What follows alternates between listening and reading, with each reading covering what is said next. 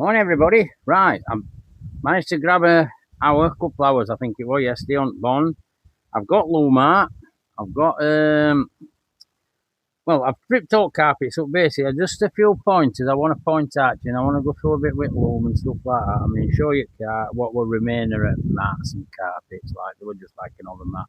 And but there's a couple of points that I think is important if you would happen to be working on this, because on one of these, because there's not a lot out there on net. So I'm going to show you that. So I'll grab camera shortly and then I'll go through it all with you. So stick around and keep watching. Thanks.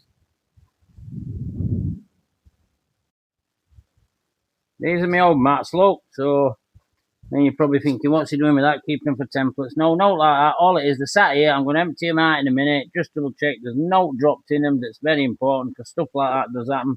Fine, you get the job. I'm trying to do this job on a shoestring. Get you through it all.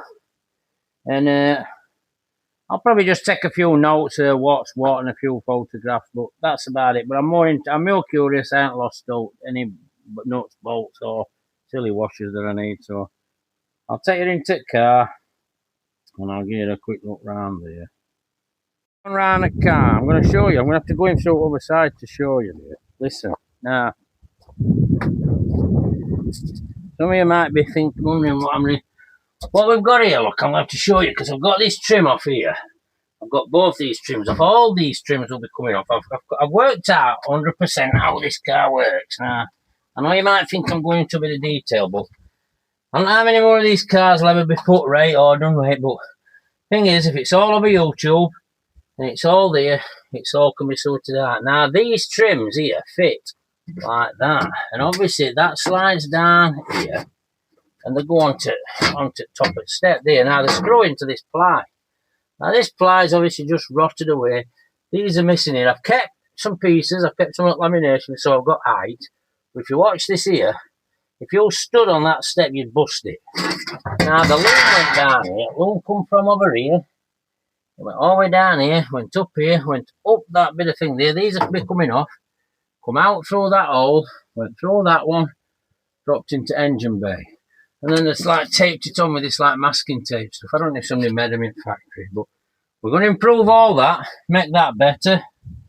And well, we've got one pipe there, and then we've got this side pipe here. And we're going to also bring something down here, but we're going to cut with something down this channel for more support because people will stand in that. These things are ancient as it is, and I can see there being issues. So let me just try and get out.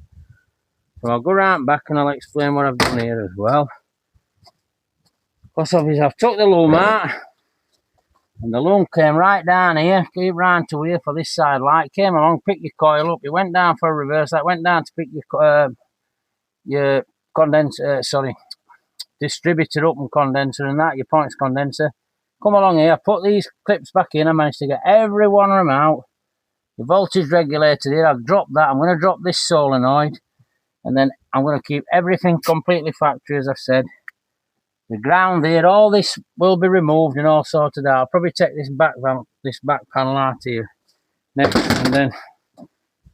and obviously the loom then went up through that corner, up through and all there, came out in here. There were even a little coil of loom tied up to so you knew exact distance, but I've undone that because I'll need it for riddle room for various bits. But let's take it inside now. And I'm going to explain loom to you and that. Right, quick edit. Right, this height here, there to there, is the height for the step. Now, these are a piece that's delaminated. So this is here.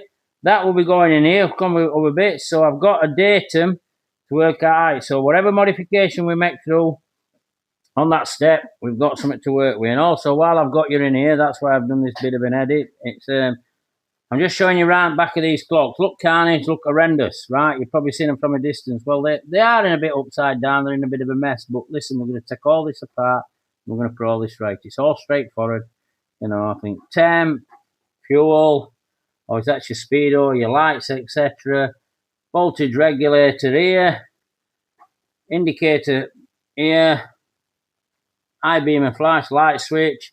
That'll be a wipers that side, that one's out. Ignition's probably not original ignition because key ain't right, but we'll probably source one of them. Some grounds, loads of this. Looks unbelievable, but we'll put it right, and no doubt you'll see if you stick about to watch everything. Thanks for watching. Cheers. Right, carrying on with you. Can probably just make out I've got clocks here. So this is clocks. Everything's still attached, but all this has got to be refurbed, repainted, redone. Now,